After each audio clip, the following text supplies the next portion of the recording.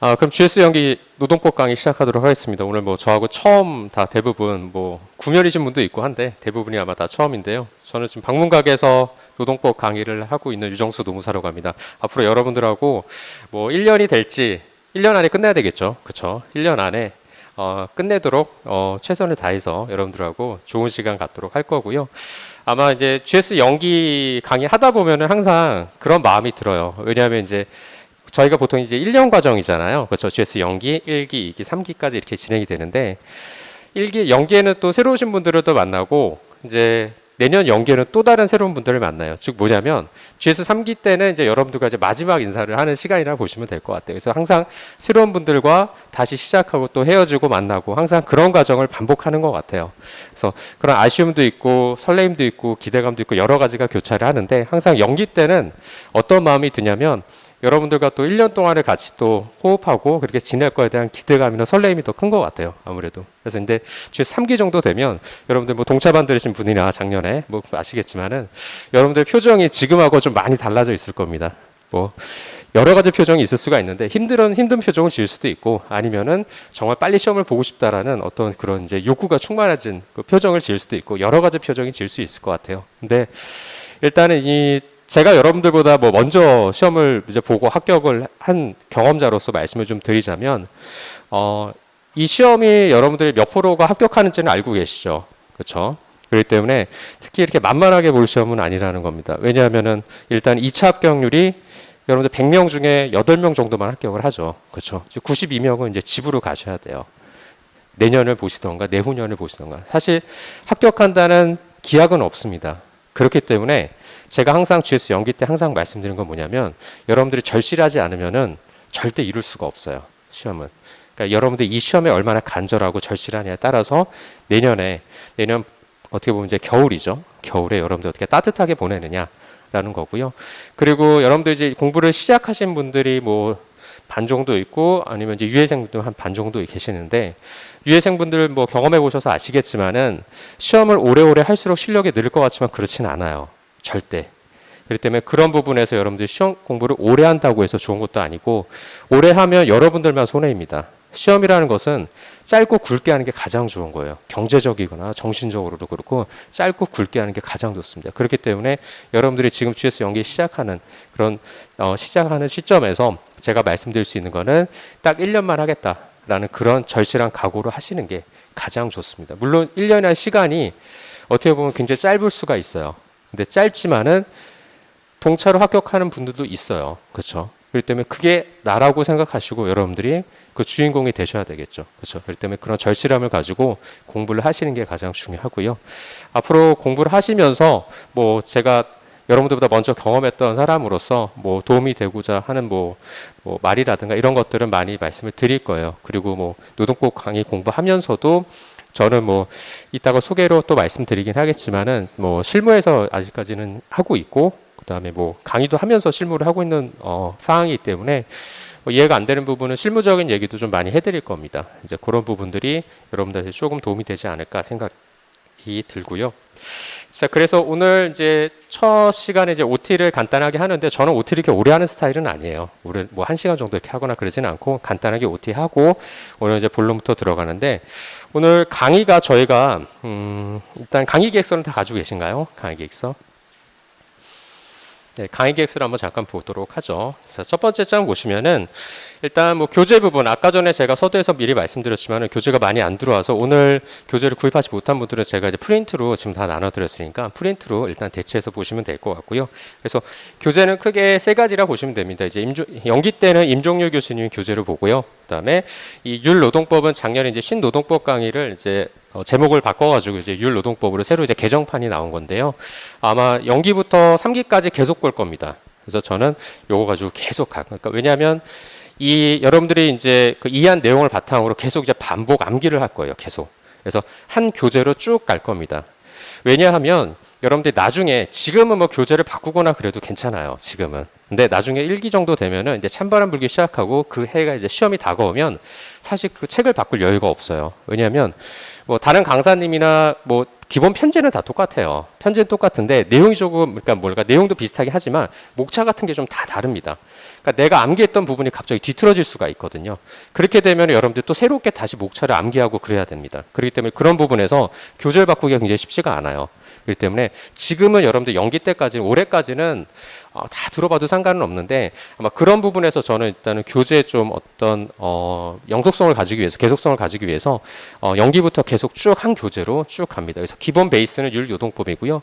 그래서 연기 때는 임종율 노동법 책 보고 일기 때는 판례집을 새로 볼 겁니다. 판례집을. 그래서 판례집 보고 이제 이런 식으로 하니까 참고하시면 될 것 같고 그다음에 시험용 법전은 항상 법전을 들고 다니세요. 여러분들 법전 보시면은 최근에 이제 지난달에 나왔죠, 법전. 그렇죠? 법전을 무거우시더라도 들고 다니셔야 돼요. 왜 그러냐면 프린트 출력하시고 스마트폰 보신 분도 있는데 시험장에서 스마트폰 못 가져가요. 여러분들 보실 수도 없고요.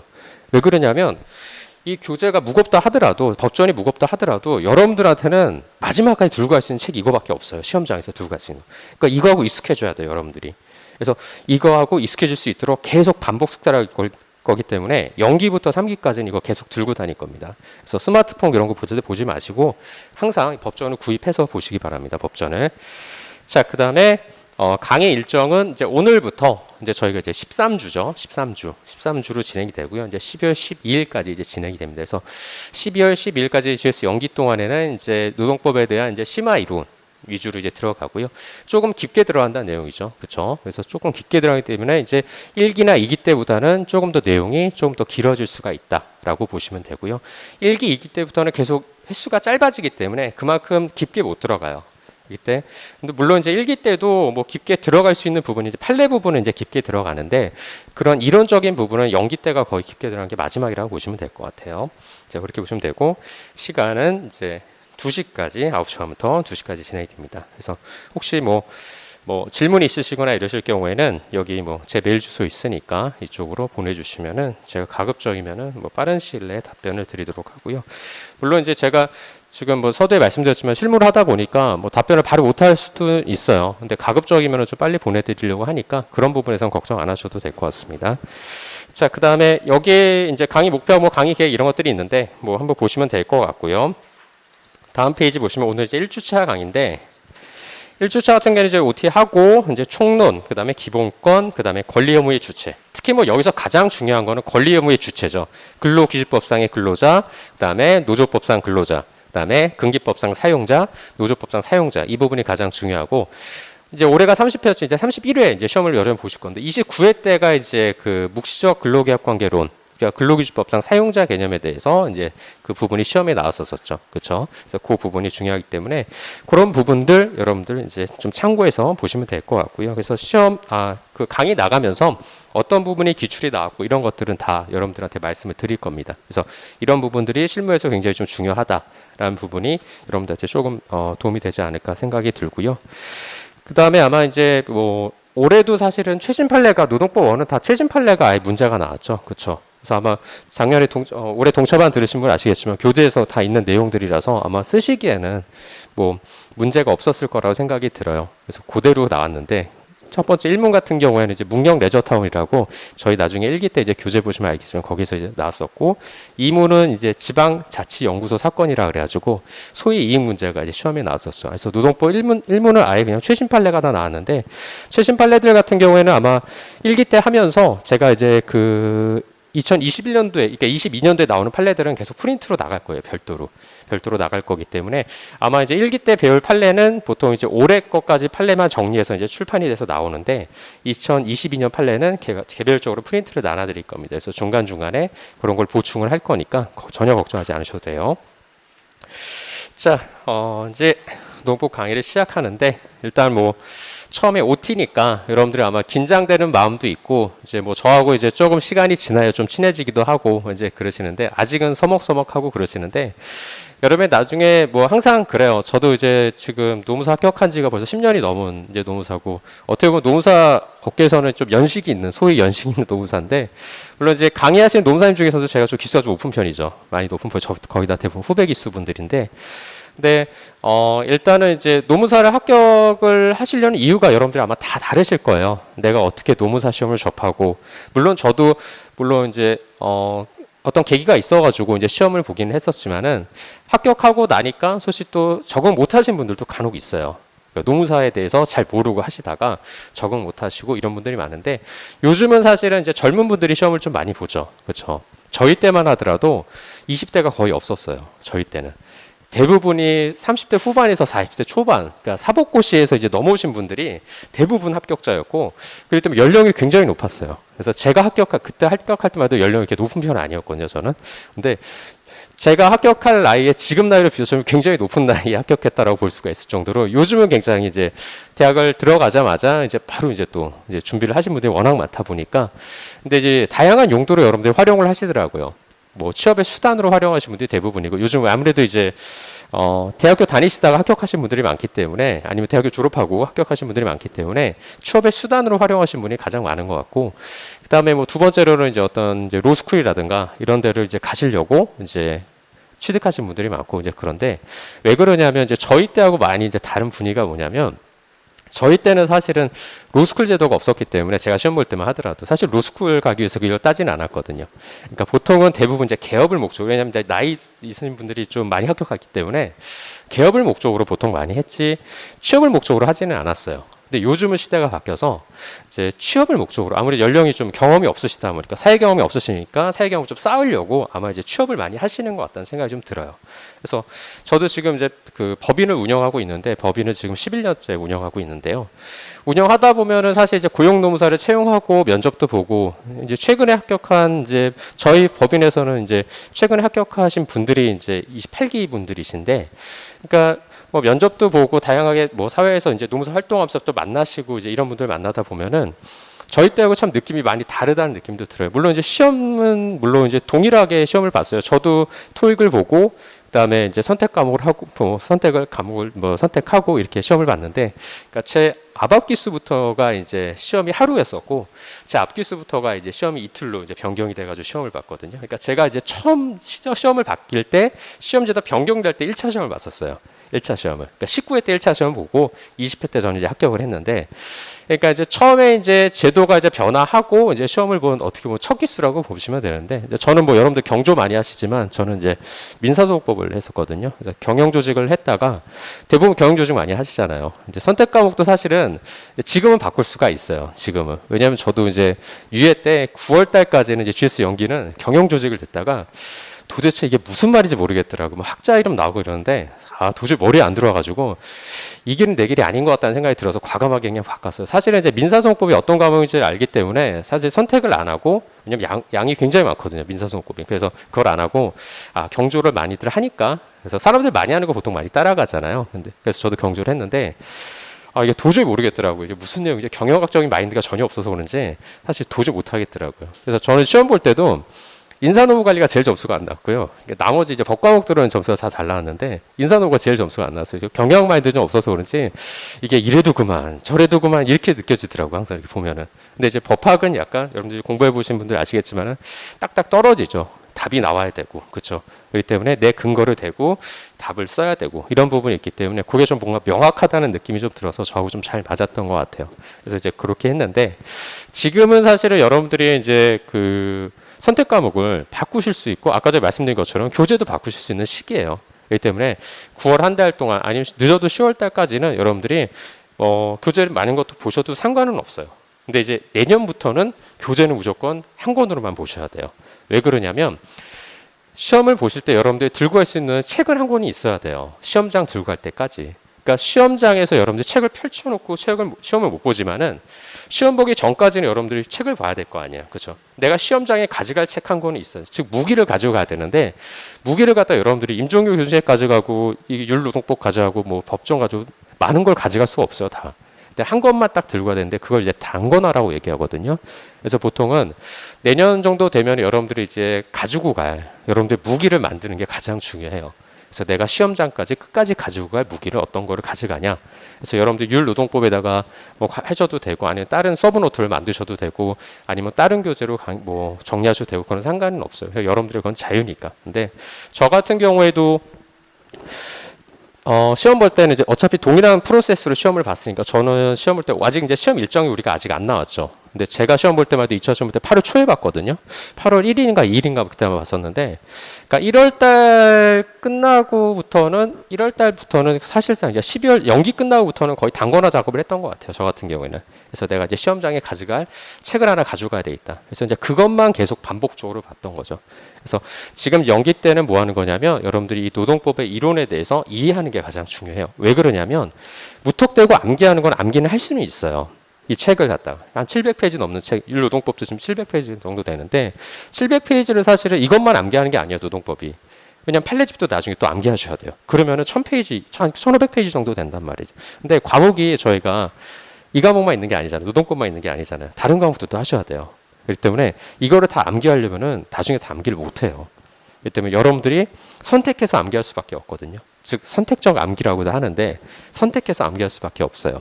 그렇기 때문에 여러분들이 이 교재를 갖다가 어떻게 활용하냐에 따라서 합격이 달라질 수가 있다라고 생각이 들어요. 그래서 여러분들이 이 교재를 선택을 할 때는 일단은 첫 번째는 가장 중요한 게 뭐냐면 이제 이해를 하는 거. 그러니까 이해를 하면은 나중에 암기하는 게 좀 쉬워져요. 이해를 하면.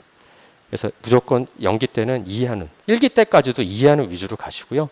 뭐 늦어도 한 2월 달 이후부터, 그러니까 3월 달 이후부터는, 그러니까 GS 2기 시험 보기 전부터는 이제 암기를 하셔야 되거든요. 그때부터는. 그렇기 때문에 그때부터 암기를 하셔도 되니까 지금은 무조건 이해하는 데 중점을 두고 여러분들이 보시는 게 좋아요. 마음이 조급해가지고 그거는 난 지금 시간 없고 일단 암기부터 하자. 이런 분들이 종종 있어요. 근데 그거는 별로 바람직한 어떤 수험 공부 방법은 아니라고 볼 수가 있거든요. 물론 근데 암기가 될 수는 있는데 그거를 이해를 못하고 암기를 하면은 이게 무슨 내용인지 몰라요, 사실은. 그리고 나중에 뭐 두문자 이런 거 있죠. 두문자도 한 100개 넘어가면 이 노동법만 있는 게 아니라 다른 과목들도 뭐 두문자 따주시는 그런 것도 있을 거 아니에요. 두문자들도 사실은 그게 헷갈릴 수가 있어요. 엉뚱한 거 쓸 수가 있다라는 거죠. 그렇기 때문에 두문자를 하는 것도 좋고 뭐 안 하는 것도 좋지만 저는 어떤 경우에 따드리지만 어떤 경우에 안 따드리거든요. 사실. 근데 왜 그러냐면 아까 말씀드린 것처럼 이 두문자가 너무 많아지면은 나중에 그것도 헷갈려 하더라고요. 그것도. 그러니까 엉뚱한 판례가 이제 여기 나오는 거예요. 막 답안지에. 잘못 이제 이해를 해가지고 이제 그런 경우들이 있기 때문에 그래서 오히려 두문자가 우리 안 좋을 때가 더 많다고 저는 개인적으로 생각이 들어요. 두문자가. 그래서 무조건 지금은 철저하게 이해 위주로 가시고요. 아마 교재를 오늘 한번 열어보시면은 첫 번째 2페이지를 열어보시면은 제 교재의 특징이 뭐냐면 줄이 없어요. 밑줄이. 예, 밑줄이 없을 겁니다. 아마. 밑줄이 왜 없냐면 일부러 제가 안 쳐놨어요. 밑줄은 여러분들이 치라고 제가 밑줄을 안 쳐놓은 겁니다. 그래서 저 같은 경우에는 처음에 이제 공부할 때는 이제 연필로 처음에 이제 밑줄을 그었거든요. 연필로 밑줄 긋다가 두 번째 볼 때는 만약에 뭐 형광펜으로 긋다가 색연필로 긋다가 마지막에는 이제 형광펜으로 이런 식으로 해가지고 계속 볼 때마다 체크를 계속 쭉 했거든요. 계속 이런 식으로. 그러니까 뭐 제 공부 방법을 이제 말씀드린 건데 공부 방법은 사실 제가 말씀드리기 정석은 아니에요. 진리도 아니고. 근데 이제 저는 그런 식으로 했기 때문에 여러분들한테 그런 식으로 조금 도움이 되지 않을까 하는 생각으로 해서 제가 교재에도 밑줄을 하나도 안 긋은 거예요. 그래서 판례에만 밑줄이 거 있고요. 판례에만 박스 안에 있는 판례만 밑줄 거 있고 나머지 보시면 알겠지만 밑줄이 전혀 안 거져 있어요. 밑줄은 여러분들의 몫이라는 거. 그래서 여러분들이 공부한 흔적이 밑줄로서 다 드러나는 거죠. 그렇죠? 그렇기 때문에 그렇게 보시면 됩니다. 자, 그러면 이제 본격적으로 이제 수업을 좀 들어가야 되겠죠. 그렇죠? 자, 이제 오늘 첫 번째 이제 노동법인데 법에 대해서 여러분들이 공부하신 분도 있고 이제 처음 접하신 분도 있어요. 법이라는 게 생각보다는 어렵죠. 그렇죠? 아마 지금 공부하는 것보다 제가 이제 노동법을 수험 공부하고 법인을 운영하고 이러면서 벌써 10년 넘게 13년 정도 가까이 하고 있는데 사실 법이라는 게 너무 어려워요. 저는 사실은. 왜 그러냐면 처음에 제가 합격할 때마다 내가 합격하면 내가 노동법 다 알지 이렇게 생각했거든요. 근데 합격하는 순간에 아무것도 모르겠더라고요. 왜 그러냐면 이 이론하고 실무는 너무 다르더라고요. 이론 실무는. 그러니까 제가 이제 후배 기수들한테 항상 말씀드리는 게 뭐냐면 노무사는 최소한 5년 이상 해야지만 좀 안다고 얘기할 수 있어요. 좀 안다라고. 그러니까 5년 전까지는 계속 트레이닝을 해야 돼요. 사실. 실무라는 게 사실 왜냐하면 우리가 이제 뒤에 옆에 보시면 이제 노동법의 법원에서 행정 해석이라든가 이런 부분이 나오죠. 실무에 이제 노무사 합격하시면은 행정 해석을 더 많이 봐요. 행정 해석을. 왜냐하면 판례를 보충해주는 역할을 하는 것이 사실상 우리나라 행정 해석에 많이 보충을 해주고 있거든요. 그래서 행정 해석을 훨씬 더 많이 봐요. 그렇기 때문에 수험에서는 사실 행정 해석 볼 일은 없잖아요. 그렇죠? 일반적으로 이제 법원성도 없고 이제 그런 부분이 있기 때문에 그리고 행정기관 내부의 어떤 지침이기 때문에 저희가 이제 수험에서는 잘 다루진 않는데 제 책에는 가끔씩 좀 들어가 있긴 해요. 그래서 여러분들 이해가 안 되시는 부분에 대해서 이제 행정에서 좀 넣는 게 있거든요. 이제 그런 부분이 있는데 그런 게 좀 특징이라 볼 수 있는데 그러니까 이제 행정해석 같은 걸 많이 보게 돼요. 행정해석 같은 거. 그래서 그런 부분이 한 5년 동안 계속 트레이닝을 하셔야 돼요. 근데 저도 지금은 13년째 하고 있지만 사실 아직도 잘 모르겠어요. 사실 저도 모르는 게 있고 사실 저도 찾아보고 맨날 그러거든요.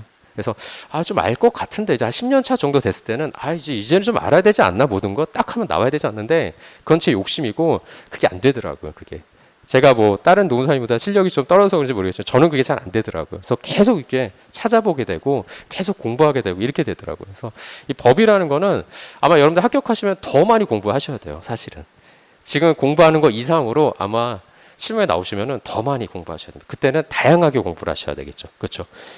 지금 저희가 이제 범위가 정해져 있잖아요. 사실 2차 시험 범위는 1차 시험 범위보다는 조금 적죠. 그렇지만은 그 대신 깊이 들어가잖아요. 깊이. 그런 것처럼. 근데 범위가 작기 때문에 여러분들 이것만 공부하시면 되는데 사회에 나오시면은 다양하게 이제 보셔야 돼요. 이제 중대재해 뭐 처벌법이라든가 이런 것도 보셔야 되고 이제 뭐 여러 가지 다 보셔야 되는 거죠. 왜냐하면 다양한 질문들이 오기 때문에 여러분들이 노무사인데 머뭇거리고 어버버하고 막 버벅거리고 이러면은 사실 노무사라는 건 신뢰감을 주는 거, 전문직이라는 건 사실 상대방한테 신뢰감을 주는 거잖아요. 근데 신뢰감이 떨어질 수밖에 없겠죠. 그러니까 내 실력이 많이 없다 이러면 사실 이제 신뢰감이 떨어지는 부분이기 때문에 그런 부분에서 여러분들이 더 많이 노력을 하시고 하셔야 되는 부분이라는 거죠. 그래서 실무에 계신 분들도 굉장히 노력을 많이 하세요. 여러분들 공부를 열심히 하시고 이제 그러시는데 여러분들도 이제 열심히 하셔야죠. 자, 이 페이지를 보시면은 이제 하나하나씩 좀 보도록 하겠습니다. 이제 노동법인데요. 자, 이 노동법이죠. 노동법. 이 노동법이라는 것은 사실은 이제 노동에 관한 법률이죠. 그렇죠? 근데 이 노동이라고 하는 것은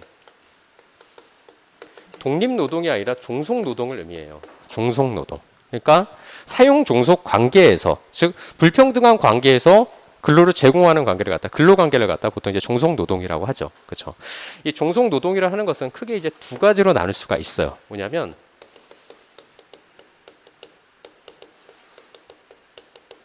경제적 종속성이라는 게 있어요. 경제적 종속성. 두 번째는 뭐냐면 인적 종속성이라는 게 있어요. 경제적 종속성이라는 게 뭐냐면 여러분들이 노동력을 만약에 제공하려고 한다라면 노동력 제공하려면 뭘 위해서 노동력을 제공하는 거죠? 뭘 위해서?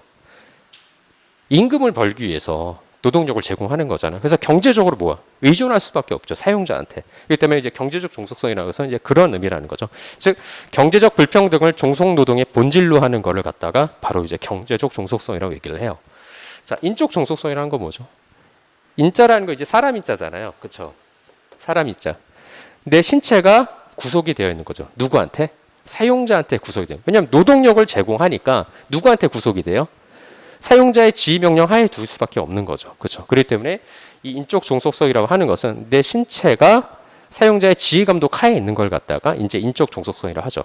그래서 이 얘기를 왜 하냐면 이 얘기가 오늘 우리가 마지막에 배울 권리 의무의 주체에서 굉장히 중요한 얘기가 연결될 수가 있어요. 즉 뭐냐면 근로기준법은 사용자하고 근로자 사이에서 지휘 명령 하에서 이제 근로를 하는 경우를 말하는데 보통 뭐 노조법상 근로자도 마찬가지. 근데 노조법상 근로자와 근기법상 근로자의 차이는 뭐냐면 노조법상 근로자는 일단 근로자가 사업장에 어떻게 돼 있어야 되죠? 취업이 되어 있어야 되죠. 그렇죠?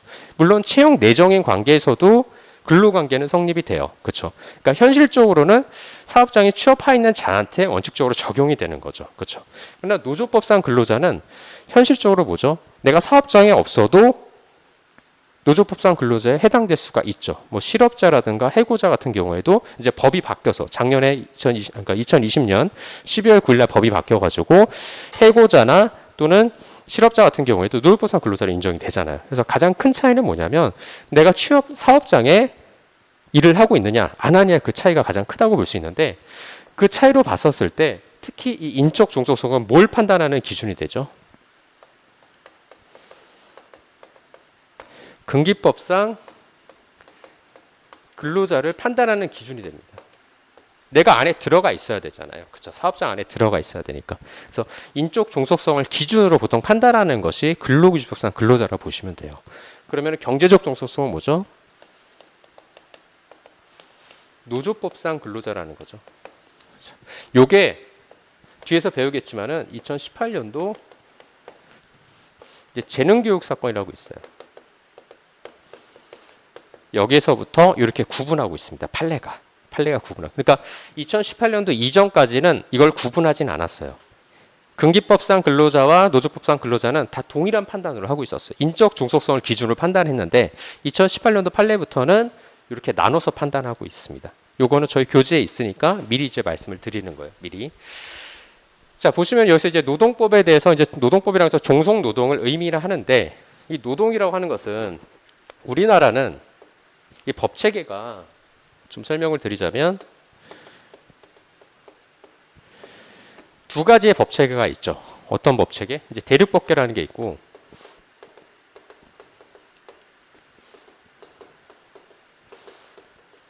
영미법계라는 게 있어요. 그렇죠? 이 대륙법계 체계는 뭐냐면 일단 대륙법계 체계 쓰는 나라가 어디냐면 이제 프랑스라든가 독일을 의미하고 영미법계니까 어디에서 어디죠? 영국하고 미국이 주로 이제 쓰는 이제 법 체계라고 볼 수 있는데 대륙법과 영미법의 차이는 뭐냐면 성문법주의냐 이제 불문법주의냐 이 차이입니다. 성문법이라는 건 뭐예요? 법전이 있다라는 거예요. 우리나라는 대륙법계 체계를 택하고 있죠. 이 독일이나 프랑스 법이 어디로 왔냐면 이제 일본이 채택하고 있는 그런 법체계인데 이 일본의 법체계가 우리나라의 법체계로 이제 계수가 된 거죠. 그래서 우리나라의 노동법의 체계는 일반적으로 이제 대륙법계 체계, 즉 성문법이 있죠. 근로기준법이라는 성문법이 있는 거예요. 그렇죠? 그렇기 때문에 이 성문법주의 하에서는 판례는 법원성이 없는 거죠. 판례는 왜 판례가 법원성이 없냐면 성문법에서 만약에 법원성을 갖게 되면은 어떻게 되죠? 법관이 앞에 선례에 대해서 계속 구속을 받게 돼요. 이 판례에 구속을 받게 되는 거죠. 그래서 자기가 법관이 자유롭게 판단할 수가 없게 되는 거죠. 이제 그런 부분 때문에 성문법주의를 택하고 성문법에서는 이 판례를 인정해 주진 않아요. 그러나 사실은 이제 뒤에서 배우겠지만은 우리나라 이제 전원합의체 판례 같은 경우에는 사실상 이제 법적 구속력은 사실은 있다라고 볼 수가 있어요. 왜 그러냐면 2014년도 이제 12월 달에 여러분들이 뭐 하고 계셨는지 모르겠지만 전 이때 노무사를 하고 있었는데 이때 굉장히 노무사 업계에서 굉장히 좀 핫한 이슈가 있었어요. 뭐가 있었냐면 저희 교재에도 나와 있는데 통상임금 편에 나올 거예요. 가브로토텍 사건이라는 게 있었어요. 이 가브로토텍 사건이 뭐냐면 정기상여금이 통상임금에 해당되느냐 이제 이게 문제가 됐었는데 그 전에 고용노동부에서는 인정해 주진 않았어요. 정기상여금을 통상임금을 인정해 주지 않았고 판례는 계속적으로 인정을 해줬어요. 하급심에서는. 근데 이제 이게 하도 문제가 되니까 이게 전원합체 판결로 나온 거예요. 그래서 이제 고육대 고용노동부에서 왜냐하면 저희 이제 제가 이제 자문하는 회사들이 있는데 자문하는 회사 중에서 이제 정기상여금을 통상임금에 넣어야 되냐 말아야 되냐 왜 그러냐면 여러분도 이제 노동법 공부해 보신 분도 아시겠지만은 통상임금이라는 것에 대한 명확한 기준이 없어요. 사실은. 기준이 없기 때문에 이거는 해석에 따라서 달라집니다. 여러분들 법이라는 것이 왜 어렵냐면 법이라는 건 기본적으로 해석하기예요. 성문법이지만 우리나라 성문법이지만 이 법에 나와 있지 않은 거에 대해서는 해석을 해야 돼요. 그러니까 뭐죠? 고용노동부의 행정 해석이라는 게 있는 거잖아요. 이 법에 대해서 해석하는 부분이에요. 그게 행정 해석이라는 건데 2014년도에 무슨 일이 있었냐면 정기상여금이 뭐라고 나왔냐면 통상임금에 해당된다라고 이제 판결이 나왔어요. 전원합의체 판결이. 그래서 이 전원합의체 판결로 인해서 이제 고용노동부도 입장을 바꿨습니다. 우리도 인정해줄게 그런 식으로. 그래서 사실상의 구속력은 있다라고 볼 수가 있어요. 우리나라에서 전원합의체 판례 같은 경우에는. 근데 이제 판례는 원칙적으로 이제 법원성은 없다. 이 성문법 체계 하에서는 인정해주지 않고 있다. 이렇게 보시면 될 것 같고요. 자, 영미법계 하에서는 사실 이제 불문법주의인데 불문법주의라는 건 뭐죠? 법전이 없다라는 거잖아요. 법전이 없으니까 뭐죠? 관습법이나 또는 판례법이 이제 인정이 되는 거죠. 관습법이나 판례법이 하나의 법이 되는 거예요. 법원이. 그렇기 때문에 우리나라의 법 체계는 일단은 이 대륙법계 체계를 책하고 있는데 아까 말씀드린 것처럼 우리나라 이제 일본의 법을 갖다가 많이 이제 개수를 해서 이제 우리나라의 법을 사용하고 있는데 일본 같은 경우에는 노동법에서 구체적인 법률 중에 하나가 이제 근로기준법이라는 게 있죠. 근데 일본 같은 경우에는 근로기준법이라 하지 않고 노동기준법이라고 얘기해요. 노동기준법. 그리고 우리나라 이제 근로자라고 하죠. 노동자란 말 잘 안 쓰죠. 그렇죠? 이게 왜 그럴까요? 왜 그럴까요? 사실 이유가 있으니까 안 쓰겠죠. 이유가 있으니까. 그렇죠. 왜 그러냐면 이 노동이란 말 자체에 대한 굉장히 반감이 굉장히 심한 거예요. 우리나라는. 특히 이제 어떻게 보면은 이제 우리나라가 이제 정치적으로는 좀 대립이 되어 있죠. 북한하고 남한으로 이제 대립이 되어 있는데 북한에는 어떤 당이 있죠?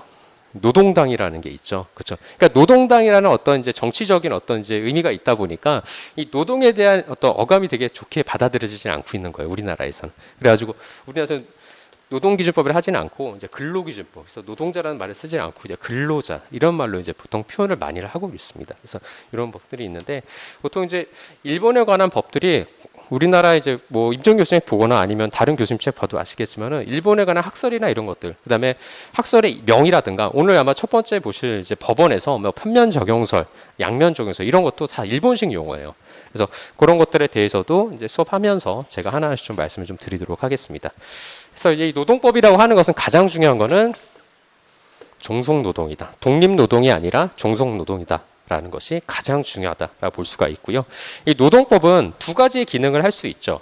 어떤 기능을 하냐면 일단은 근로자를 보호하는 기능이 있어요. 근로자를 보호하는 기능. 그다음에 두 번째는 뭐냐면 사회를 안정화시키는 기능이 있죠. 사회 안정화시키는 기능이 뭐냐면 노사 간의 분쟁이 생기면은 사회적으로 불안해질 수밖에 없는 거죠. 그래서 이런 불안을 해소할 수 있는 최소한의 기준이 되는 것이 바로 근로기준법이다라고 볼 수 있죠. 노동법이다라고 볼 수가 있고요. 자, 보시면은 이 페이지입니다. 자, 보시면 노동법의 개념인데요. 자, 보시면은 노동법이란 자본주의 사회에서 근로자가 인간다운 생활을 할 수 있도록 노동관계를 규율하는 법규범의 총체다라고 볼 수 있는 거죠. 그렇죠?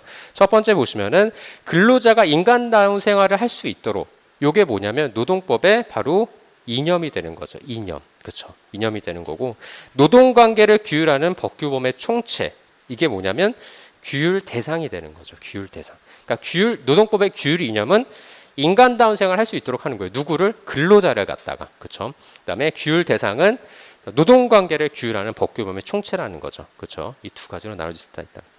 교재 없으세요? 혹시? 아까 전에 교재 나눠드렸었는데 왜 안 보시죠? 아, 그래요? 예. 알겠습니다. 자, 보시면은, 자, 두 번째, 이제 노동법의 규율 대상인데요. 자, 보시면 첫 번째, 이제 노동관계죠. 노동관계라는 거 다른 말로 하면, 근로관계라고 표현합니다. 근로관계. 자, 즉, 사용자, 근로자의 관계인데, 자, 보시면은 이 근로관계 정의가 뭐냐면, 자, 첫 번째 줄 보시면 노동관계란 자본주의 사회에서 근로자는 계약을 통해서 자유롭게 노동력을 제공하고 사용자로부터 임금을 지급받는데 자 여기서부터 미술 보면 됩니다. 이와 같은 사용자의 임금 지급과 근로자의 근로 제공의 교환을 주된 목적으로 하는 법률 관계를 갖다가 노동관계 즉 근로관계라고 얘기한다라고 보시면 돼요. 자, 종속 노동에 관한 건데 이제 두 번째 종속 노동에 관한 거는 아까 제가 두 가지로 나눠진다 그랬죠. 그렇죠? 첫 번째 경제적 종속성이 있고 두 번째 인적 종속성이 있는데 경제적 종속성에 대해서 다시 한번 보도록 하죠. 자, 뭐 다 보실 건 없고요. 두 번째 줄 중간부터 보겠습니다. 자, 아니라 다음에 종속 노동을 의미하는데 그 다음부터 자, 근로자는 노동력을 팔지 않고서는 살아갈 수 없기 때문에 임금이나 그 밖의 근로 조건을 결정할 상대방과 평등한 관계에 설 수 없는 그래서 노동력을 제공하기 때문에 아무래도 사용자 평등한 관계에 쓸 수가 없는 거죠. 그걸 갖다 이제 경제적 종속성이다라고 얘기를 하고요. 두 번째, 자, 또 근로자는 그 노동력을 자신의 신체 또는 인격과 분리해서 제공할 수 없기 때문에 자, 노동 과정에서 사용자의 지휘 명령 등 인적 지배를 받게 된다라고 하는 것이 바로 인적 종속성인데 이 인적 종속성이 바로 근로기준상 근로자를 판단하는 기준이라고 제가 말씀을 드렸죠. 그래서 아까 저는 위에는 경제적 종속성은 노조법상 근로자를 판단하는 기준이 된다라고 보시면 되고요. 자, 3페이지. 자, 시민법과 이제 노동법인데 자, 이 노동법이라고 하는 것은 이제 시민법 원리를 갖다가 수정한 법을 갖다가 보통 노동법이라고 얘기해요. 그러니까 시민법이라는 게 뭐냐면 크게 세 가지 원칙이 있는데 시민법에서 크게 세 가지가 이제 소유권 절대 원칙이 있죠. 그 다음에 과실 책임주의. 그 다음에 세 번째가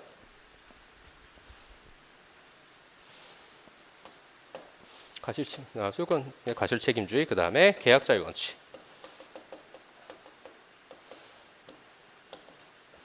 이 세 가지를 이제 절대적 기본 원리로 하고 있는데, 자, 여기 보시면은 이제 소유권을 가지고 있으면은, 그러니까 내 거라고 한다면 그것은 절대적인 권리가 될 수 있다라는 거예요. 내 거가 되면은 절대적 권리라는 거고, 과실 책임주의라는 건 뭐냐면, 과실이 있어야 그 책임을 물을 수 있다라는 거죠. 그렇죠?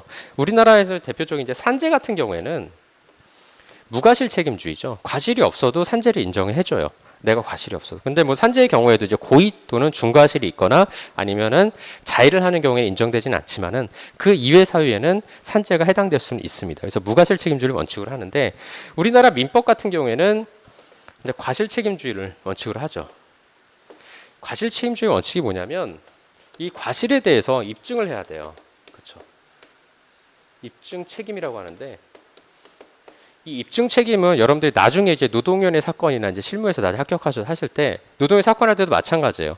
주장하는 자가 입증을 해야 되는 거예요. 만약 해고 사건이 있었을 때, 만약 사측을 맡게 되면 해고의 정당성을 얘기해야 되고, 근로자를 맡게 되면 해고의 부당성을 얘기해야 되죠. 그럼 해고 부당성에 대해서 여러분들 입증을 하셔야 돼요. 대리인으로서.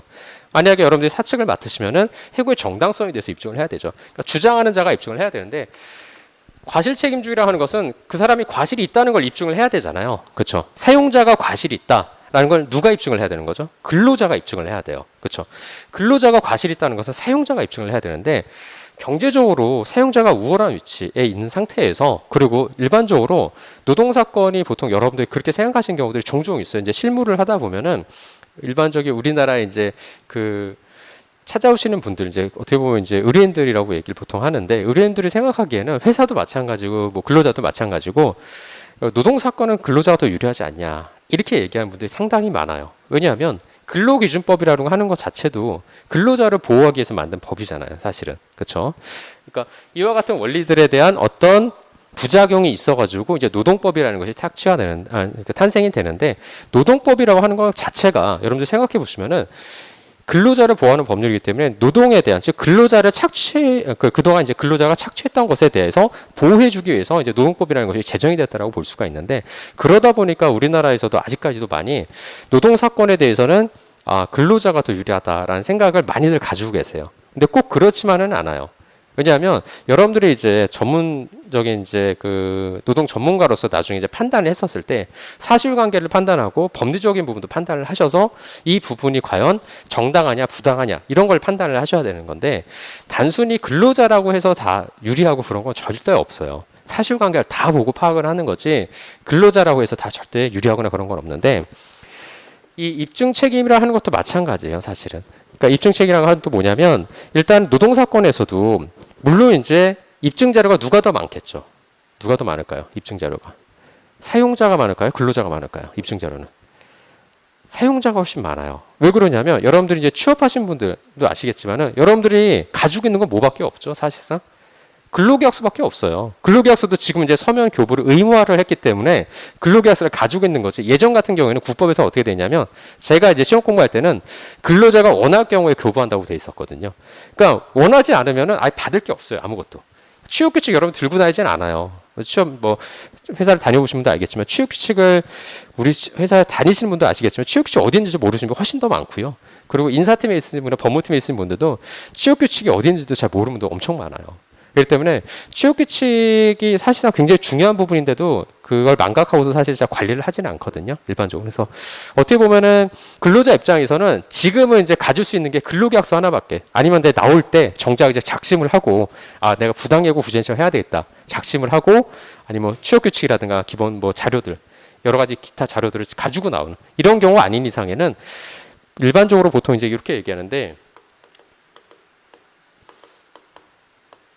정보의 비대칭성이 존재할 수밖에 없어요. 정보의 비대칭성. 누구한테 더 정보가 많이 가 있냐면 사용자한테 훨씬 많이 가 있죠. 그렇죠? 그렇기 때문에 근로자가 원칙적으로 더 어떤 불리할 수가 있어요. 불리할 수가 있는데, 물론 이제 사용자 입장에서는 뭐냐면 굉장히 바빠요.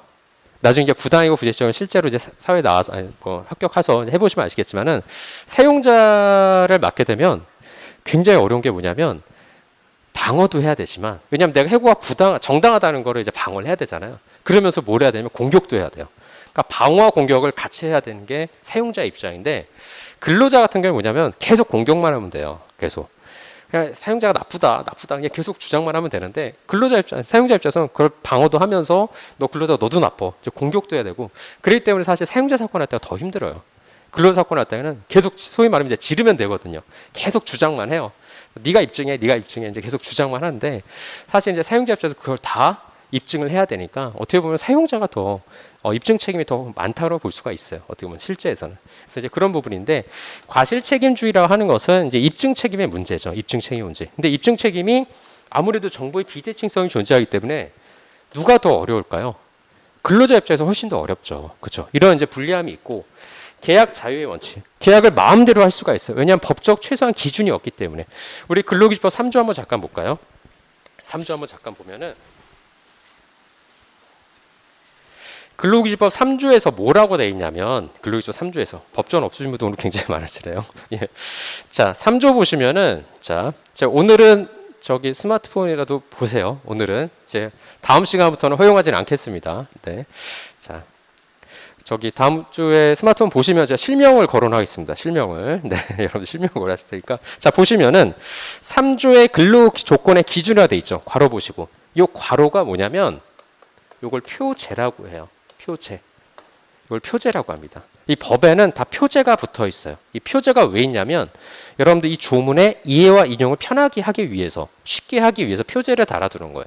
취업규칙도 마찬가지요. 다 표제가 있습니다. 왜냐하면 취업규칙도 하나의 법규범이기 때문에 옆에 다 표제가 있는 거예요. 자, 보시면은 이 법에서 정하는 근로조건은 최저 기준이죠. 그렇죠? 최저 기준이에요.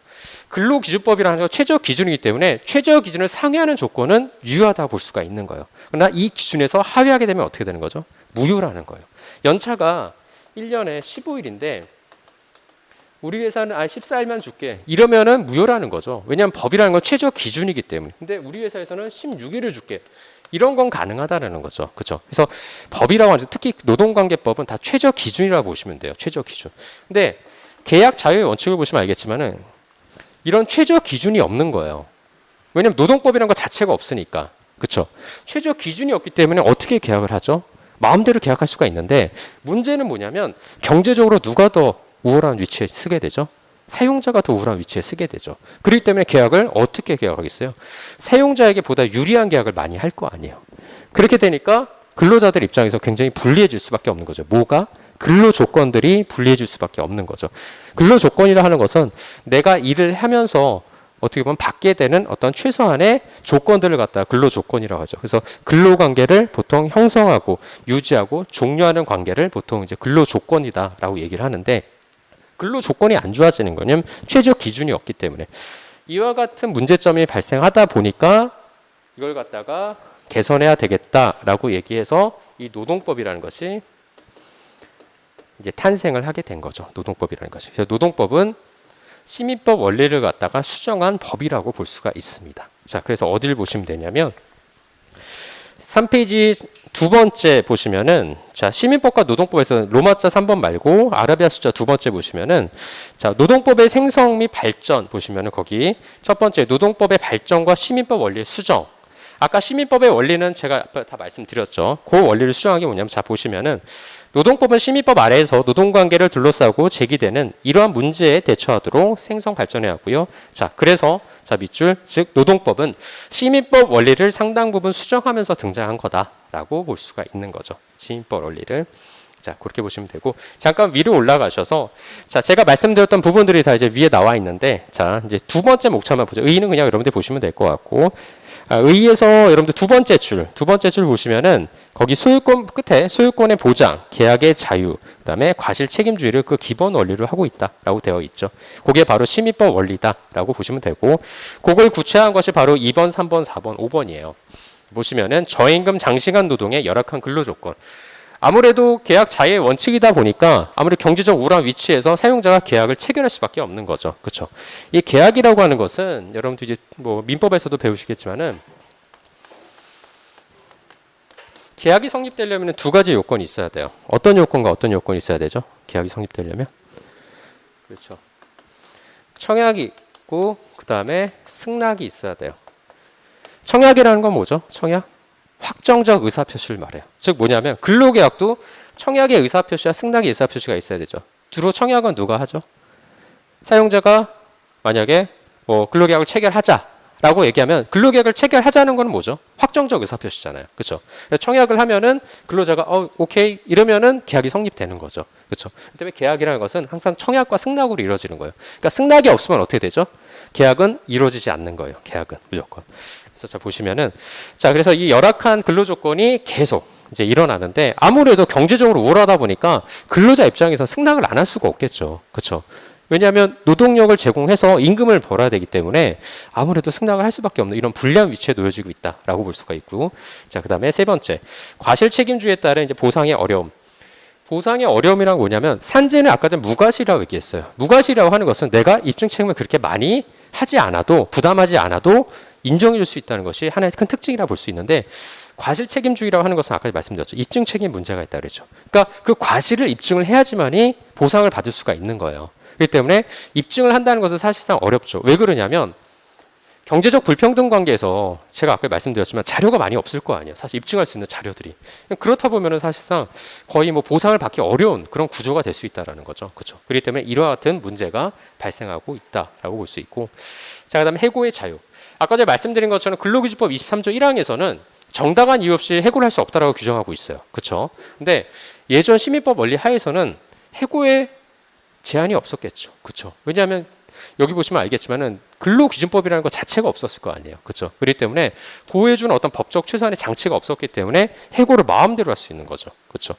물론 지금 이제 연기니까 그런 말씀 드릴 수가 있는데, 지난 정권 때, 그러니까 뭐 전 정치적 얘기는 하지는 않습니다만, 지난 정권 때, 그러니까 이제 어떤 경우가 있었냐면, 지금은 이제 정권이 바뀌어서 물론 이제 1년밖에 안 남았지만은 지난 정권 말에 무슨 고용노동부에서 어떤 거를 그때 조금 추진했었냐면, 저성과자 해고 관련, 그러니까 저성과자 해고 문제가 조금 이슈였었어요. 저성과자.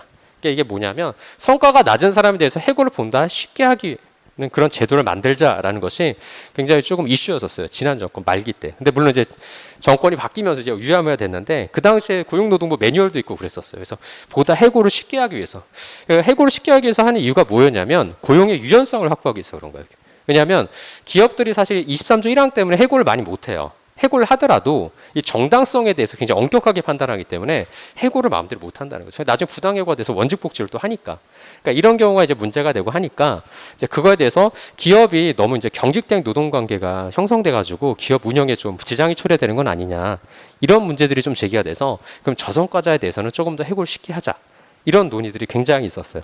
사실 이 저성과자라고 하는 것은 나중에 우리가 이제 근로관계 종료편에서 배우겠지만은, 저성과자라고 하는 것은 사실 어떤 해고에 해당되죠? 해고의 종류는 크게 세 가지가 있잖아요. 그렇죠? 통상해고 있고, 징계해고, 그다음에 경영상해고 이렇게 있죠. 보통 정리해고라고 얘기하는데 이 정리해고는 일본식 용어예요. 그래서 잘 쓰지는 않고 경영상해고로 쓰는 게 좀 좋긴 한데요. 일단은 이제 통상해고에 해당되는 경우죠. 다른 말로 일반해고. 그렇죠. 일반해고라고 얘기하죠. 즉 일반해고 사유는 어떤 사유가 되죠? 근로자의 일신상의 사유에서 해고당하는 경우를 갖다가 보통 통상해고 또는 일반해고라 얘기하죠. 그러니까 근로자 개인의 귀책 사유에 의해서 해고당하는 경우라고 보시면 돼요. 그러니까 내가 몸이 아파서 만약 해고당하거나, 아니면은 내가 정말 업무를 너무 못해가지고 해고를 당하거나, 이런 것들은 본인의 귀책 사유잖아요. 그렇죠? 그래서 그런 걸로 인해서 해고당하는 경우를 갖다가 보통 이제 통상해고 또는 일반해고로 하는데, 지난 정권이 사실 저성과자 해고 부분에 대해서 굉장히 좀 이슈가 많이 돼가지고 뭐 매뉴얼까지 다 만들고 있었는데, 저도 이제 사무실 가면 이제 책이 있는데 노동부에서 만든 책이 이제 보고 막 그랬었는데, 정권 바뀌고 사실은 뭐 의미 없는 책이니까 보지는 않는데 그런 경우들도 있었어요. 그래서 해고가 굉장히 쉽게 될 수가 있다는 거예요. 지난 정권이 아니라 이제 과거 시민법 원리 하에서는 이런 기준이 없기 때문에 해고가 보다 쉽게 이루어질 수 있다라고 볼 수가 있는 거죠. 자, 다섯 번째 이제 단결 활동의 금지 및 억압. 자, 그 당시에 단결 활동이라고 하는 것은 사실은 이제 위법행위라고 보고 있었어요. 위법행위. 자, 보시면 알겠지만은 각주 1번 보면은 임종윤 교수님 책 보면은 파업은 시민법상 자, 노동력의 자유로운 거래를 갖다 제한하는 위법한 행위라는 이유로 형사처벌과 손해배상의 대상이 되고 있었답니다. 그 당시에는. 그래서 이와 같은 어떤 최소한 법적 보호 장치가 없었다는 것이 이제 문제라는 거죠. 문제. 자, 그다음에 4페이지. 자, 노동보호법인데요.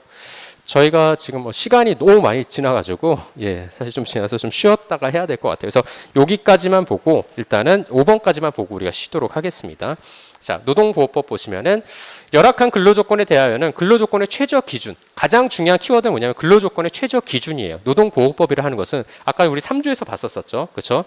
이 법은 최저 기준이라는 거예요. 그렇죠? 그래서 노동보호법이라고 하는 것은 최저 기준을 의미한다라고 보시면 되고요.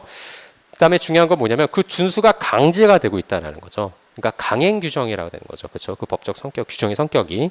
자, 세 번째 이제 산재보험.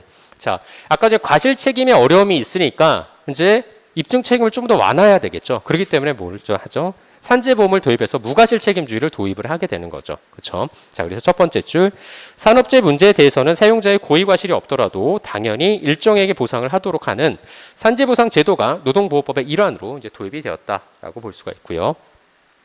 자, 네 번째 이제 취직 지원 제도와 이제 실업급여 제도. 뭐 다른 말로 하면 이제 생활비 지원 제도라고 얘기해요, 보통.